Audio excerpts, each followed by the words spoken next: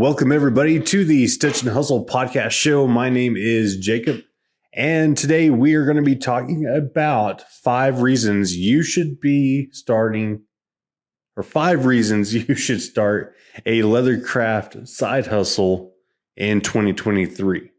And let's just get to it. You're going to start making money, and that's what everybody wants to do, right? So leathercraft is probably one of the easiest ways to make money.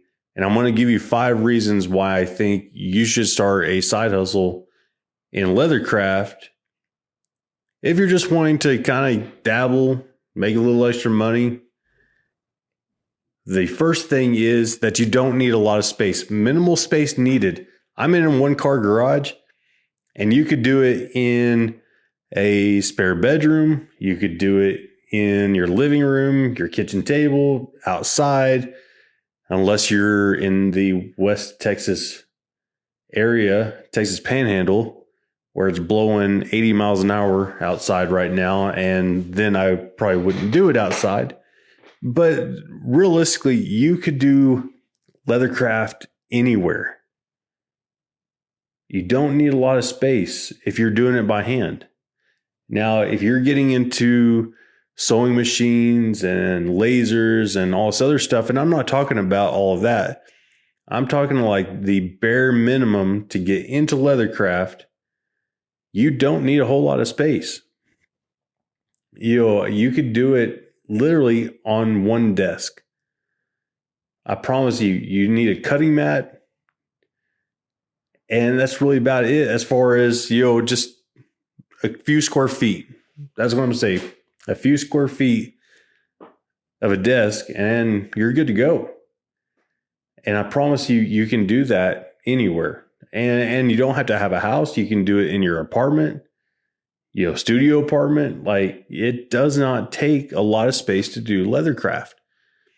And I was doing woodworking, and I was finding that I was running out of space. Like, in a 1-car garage, it's a little tough to do woodworking because you're trying to cut the material, you're trying to glue it up, you're trying to do the finishing work, and you're not trying to saw and cut wood while you have a project over in the corner, drying. Like, you don't want to mess up that finish that you just put on. So, like, at least with leathercraft, if you're doing hand dyeing, if you're doing tooling, then you can set it off to the side and you can work on another project, and that's not going to be affected by what you're working on. So minimal space, that's all you need. Just a little bit. A little cup holder to, hold all your hand tools. Or if a block of wood with holes in it, it doesn't take much. Or a little shelf, plastic shelf that they sell at, the stores. Like, you could organize it, or if you have a desk that has drawers, even, you can store everything in there, pull it out, whatever you need. It doesn't take much. I promise you. You can even have a mobile setup. One of those little rolling carts. Minimal space needed to get into leathercraft. The next thing is low cost of entry. You do not have to go out and spend hundreds and thousands of dollars on equipment for leathercraft. You don't have to start out with a sewing machine, even though, sewing machine is helpful, but not necessary. You do not need a sewing machine. You do not need a laser. I like my laser. It's very helpful, but it's not needed to do hand-stitched leathercraft or hand-tooled leathercraft. You can get into leathercraft for $100. I have a video on it. You can get into leathercraft for $100. You can buy a kit off of Amazon for about $30-$40. You can buy all your consumables and a piece of leather for $50 to $60 and keep everything under $100 and make some really cool stuff. This would at least get your feet wet. However, if you are thinking about turning this into a side hustle, into a business, like you're all in from the start, like you're going to enjoy it, then I would suggest getting some higher quality tools, because your kits are not going to give you the high quality tools, the high quality material to go along with it. So you might have to invest a little bit more, but in comparison to, say, woodworking, where, table saws cost a few $100s for entry level table saws, into the thousands.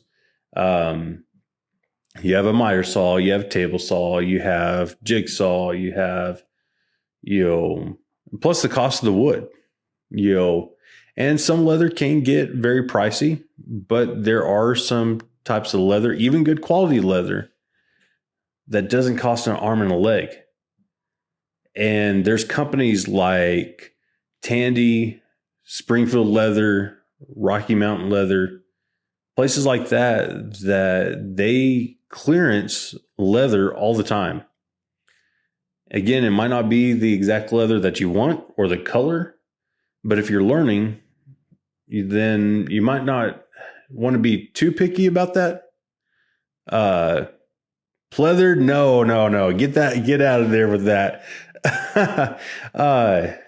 Yeah, you can use pleather, but I wouldn't. Not for this. Get you some good quality leather. Because if you get synthetic leathers, when you start dealing with the good quality leather, it's not going to act the same. You're not going to be able to burnish the leather the same. A lot of those you have to paint the edges, and that's okay, painting the edges. But my thing is, if you are getting good quality material, and say you start posting pictures, then you already know how to work with better quality material. And if someone wants something, you already know what to do. If you get inexpensive material, that's going to either fade, chip, flake, and then people want something like that, and you start offering it to them, and it doesn't last any longer than what they can get at a department store. That's not the route that I would take. That's not a good start to a healthy side hustle in leathercraft. You want to start out with a full grain leather or top grain leather, somewhere around there. That's going to be your better quality. And again, you can keep it fairly reasonable.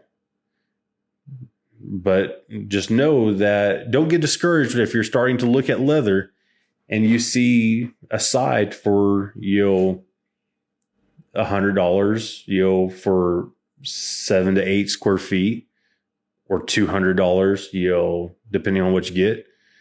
It can jump up very fast. I know Tandy right now, no sponsor, nothing like that, not sponsored by them, but they were running a sale. I think it ends today. Their March Madness sale, where they have certain leathers on sale.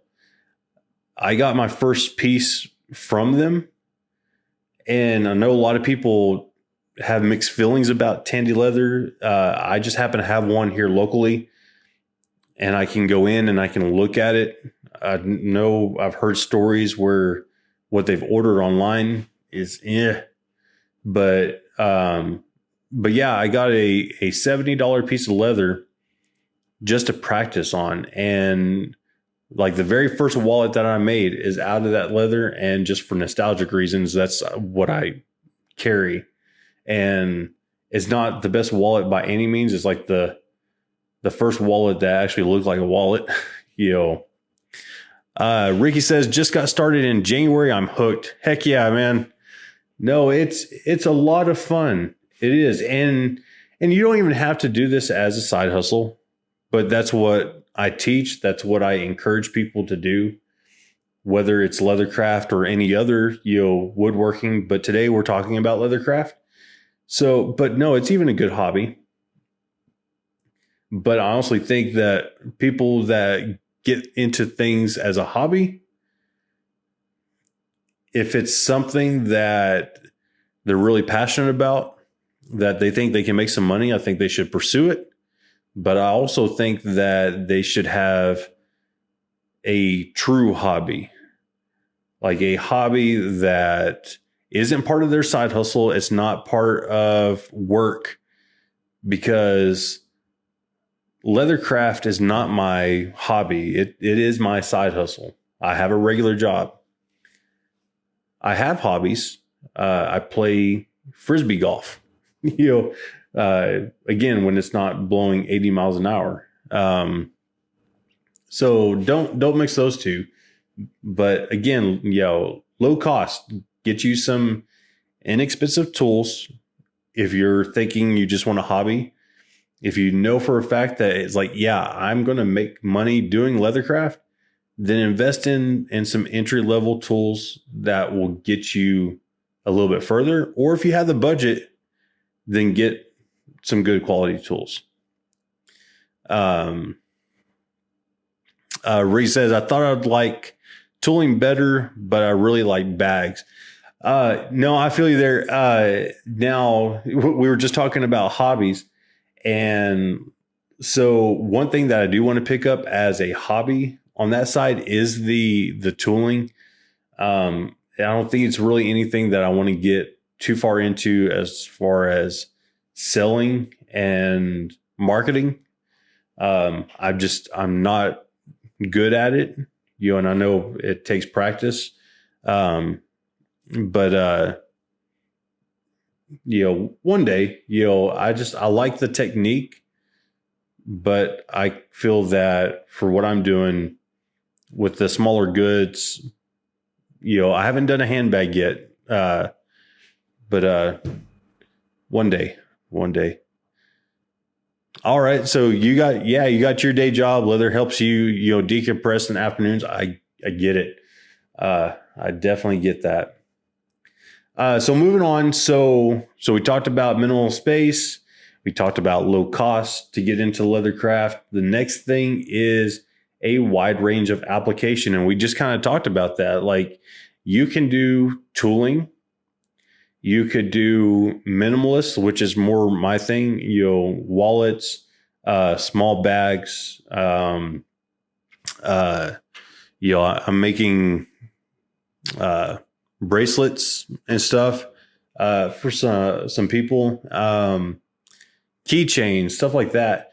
Or you can get into the handbags. You can get into the backpacks.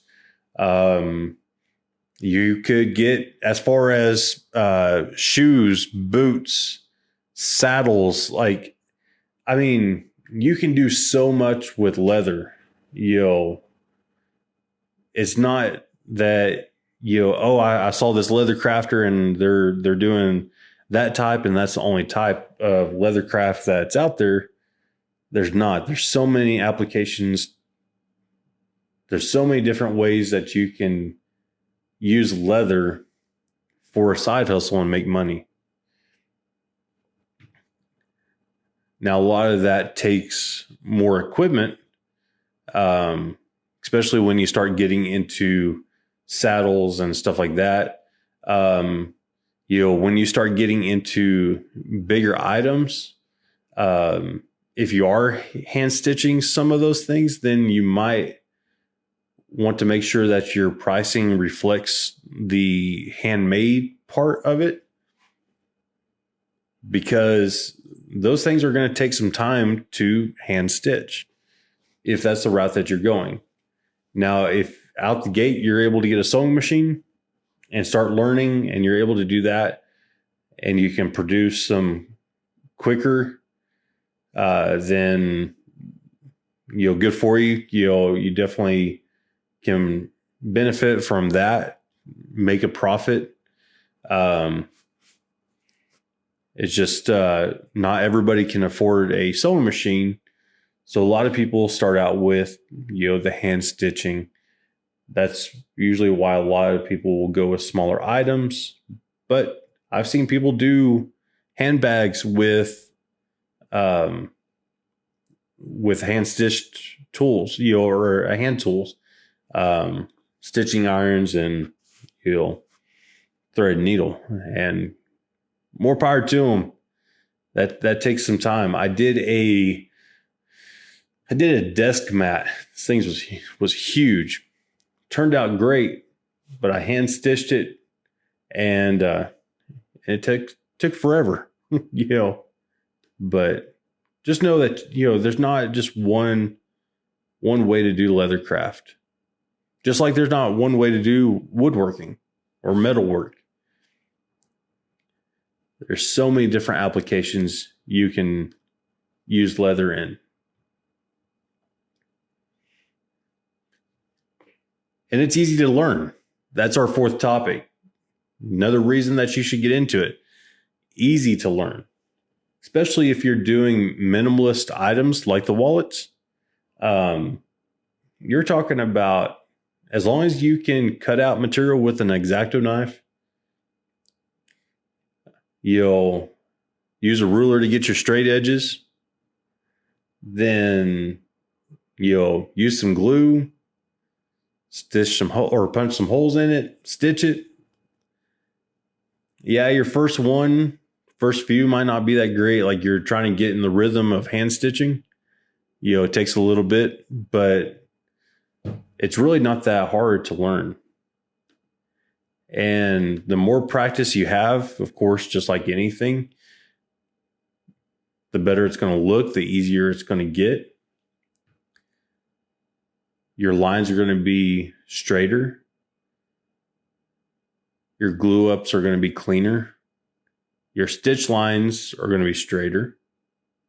Like all that comes with practice. So don't think that, I'm, just jump into it and automatically, it's going to be perfect right out the gate, but some people can do that. I'm not saying you can't. But just know, that in comparison to a lot of other crafts out there, again, going back to woodworking, you don't have to worry about all the power tools and learning that, joinery and stuff. You don't have to worry about like metal work that you're welding and you have to have a certain pattern to weld. I'm not a welder, so I don't know enough about that, but it's easy to learn, very simple to make simple items to get started, to get your feet wet. Just like anything, you can purchase patterns, you can purchase templates to help push you, and help you learn. And that's something that I do offer. I do have a digital template on my website for one of my minimalist wallets. I'm still working on getting some more pushed out for patterns and for acrylic templates as well. So those will be coming soon.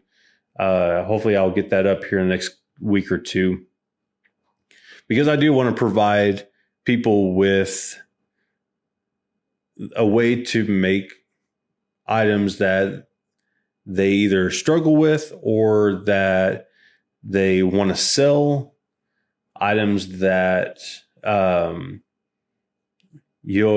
it takes the guesswork out of the leather design, I guess you could say, because when you're starting out, again, the leather, if you're getting good quality, isn't the cheapest, and you don't want to waste it. So instead of wasting leather on trying to make a pattern work or a design work, and if you're not too savvy with how to construct it, it might save you a lot of money spending a few dollars on a digital pattern. Now you have to be careful who you get them from. Definitely do your research. Your research on that. Because if you're not getting it from someone that is a leather crafter that has a good portfolio of those items that they're making, and it's just like, oh yeah, I just sell digital templates, patterns, and yeah, I've never made a leather item in my life, that would be a red flag, because you can make a digital pattern all day long, but if you haven't actually made it and proved to yourself that, oh yeah, that works before selling that digital pattern, that's going to be an issue. So like I said, that's something I'm starting to roll out. Some other good people to check out is Quarter Leather. He has some very inexpensive templates and patterns. Let's see, Little King Goods. They're a little more pricey, but I can almost guarantee that his templates are going to be spot on. Like his leather craft, his style, like everything is spot on. Trying to think of someone else. Stock and Barrel. I think they're Witten Park now, but it might still be under Stock and Barrel. They have phenomenal templates, patterns for different styles of leather goods. They all have the minimalist wallets. They have some handbags, purses, all sorts of stuff, but it gives you a chance to look at how that's all made. Again, it goes back to, I just don't want you to waste all your material, because I wasted a lot of material. I have a whole bag of scraps and a whole bag of wallets that didn't turn out, because I tested the design to the point where I liked it, where it functioned. And not only that, it wasn't like, okay, well, I made it. Okay, the card fits, good to go. Like, I wanted to test it for a month or two and see, is it really going to work? Is it going to work for, everyday carry items? And if it didn't, then you have to go back to the drawing board. But I don't want people to have to go through and jump through those hoops if they don't have to or don't want to. Now, some people want to. Like, they're like, oh no, I want my designs to be mine. I don't want to take from anybody else. Da da da da. And a lot of them, what they'll have a little disclaimer. They'll say, for learning purposes only, do not sell. You got to change it a little bit and then you can sell it, type of thing.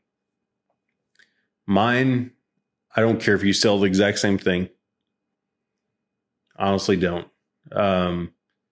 Because I think there's enough out there for everybody. Sounds a little cheesy, I know, but if you're worried about competition, then you rethink that a little bit, in my opinion. Ricky says laser versus clicker press. Great question. So I don't have a clicker press, but my day job, we have clicker presses. I do have a laser.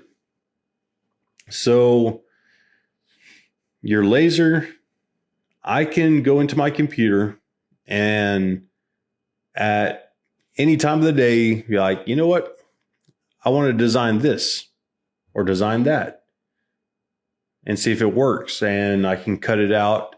I can cut it out on a piece of paper. And, in fact, I've got a little paper template, little thing here that I'm working on, little coin purse. Like, it's so quick to be able to change it up on the computer, cut it out, and you can do it on the leather. You can do it on, like I said, the paper, whatever you're doing. And if it doesn't work, well, you can modify it with the clicker press with the dies.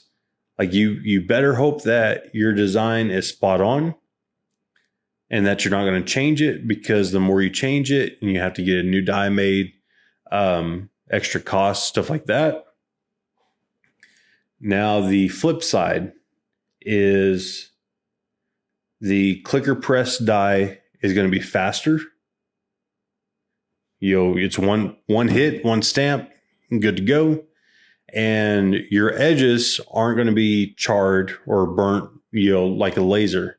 You're going to have that char mark no matter what. It's not the end of the world as far as the char goes, in my opinion, on the laser, because a little bit of sandpaper, it'll take it off. 99.9% of the time, I dye my edges dark anyway. I don't leave them natural. So the laser works fine for me.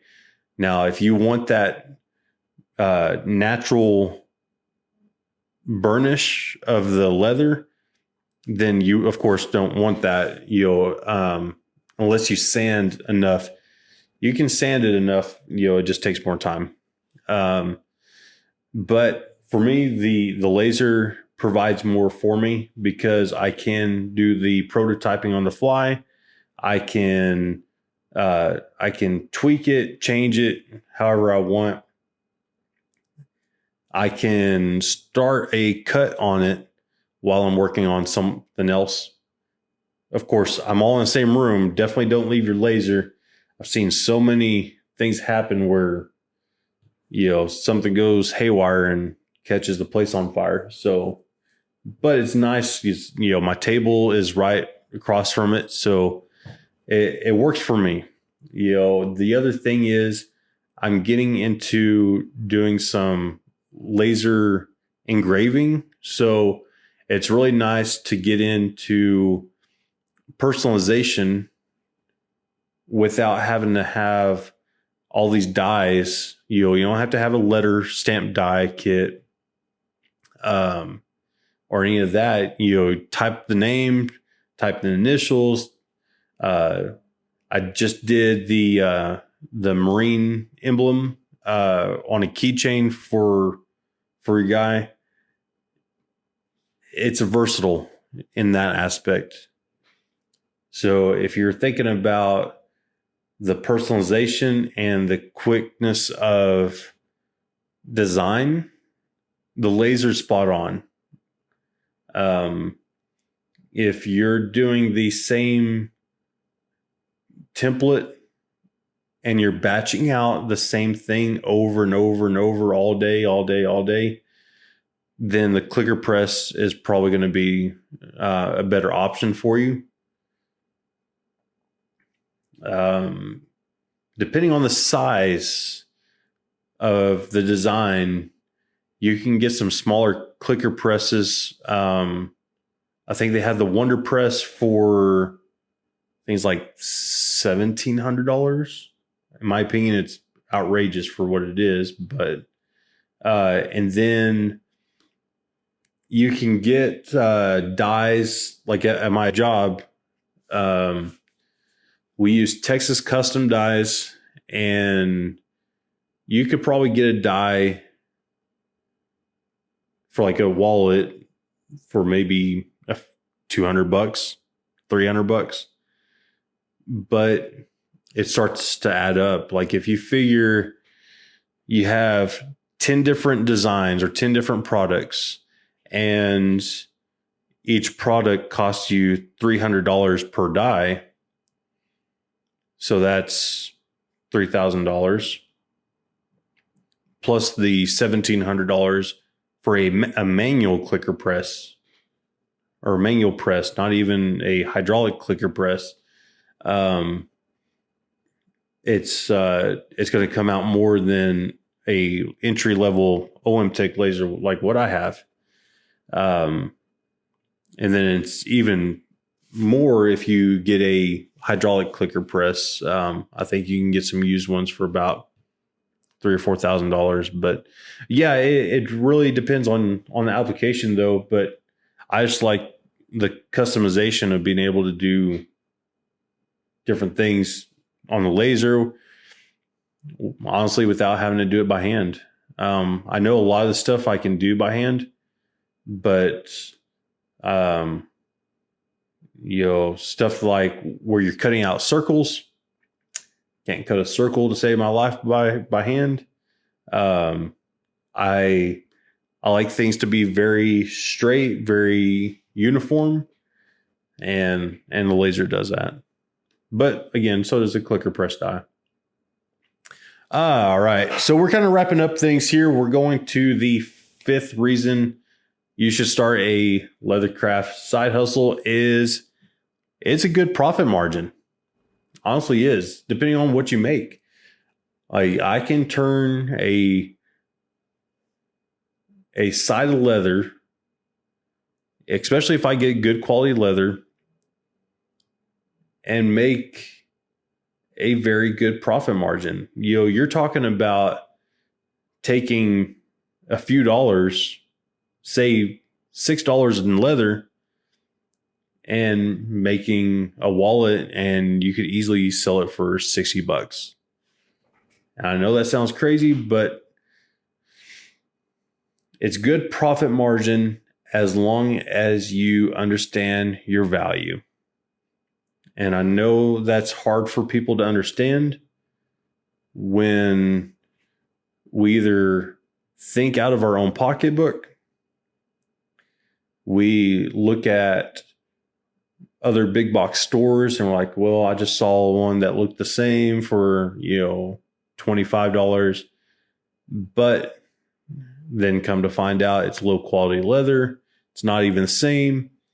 You're hand making it, they machine stitch it. Like, you gotta weigh these options and understand that you've got to price them so that you can get that good profit margin.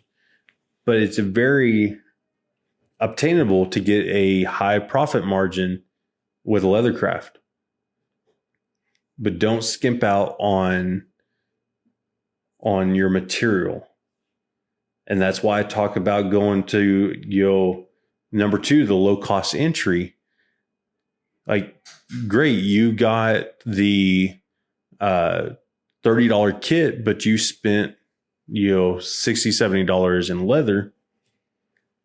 You can make that kit last a little while and turn out some really good work with but just know, as soon as you start, skimping on your material, you can't expect a good profit margin. And I think it's wrong if you are selling it as a high quality item with low quality material. It's like, selling a piece of furniture with MDF instead of, walnut. I was like, yeah, I took MDF and I put a veneer and I call it walnut. No, it's still MDF. It's still crap. It's still cheap wood. And, over time, people will see through that. So, not best practice, in my opinion. It's something that you should start out with, getting good quality leather. And if you don't have to get the $100 side. Like, you still can get good quality leather for, $50, $60, a good side. So don't think that you have to go out and spend a lot of money on that. You still can get and make very, very nice leather work with inexpensive material. The other thing that you could do is you could get, like, if you don't want to mess with, certain colors, you could always get just natural veg tan and make some stuff with that. But I did find that it's cheaper, at least what I've been using, to get chrome tan leather. You can get a side of leather for like $60 with a decent chrome tan leather. You can make wallets, you can make handbags, you can make all sorts of stuff. But just start out with good quality leather. That way you can market it as the good quality leather that you bought and get a good profit margin because it's good quality, it's handmade, and you value your time. If you don't value your time, I don't care what you make, what you do, what you charge.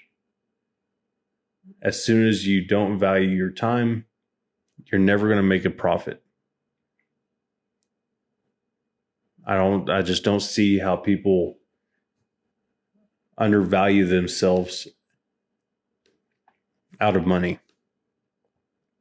You know, we're not, if you're a crafter, you're not a big box store. You know, think about what you're valued at. But overall, guys, it's very simple to get into leathercraft.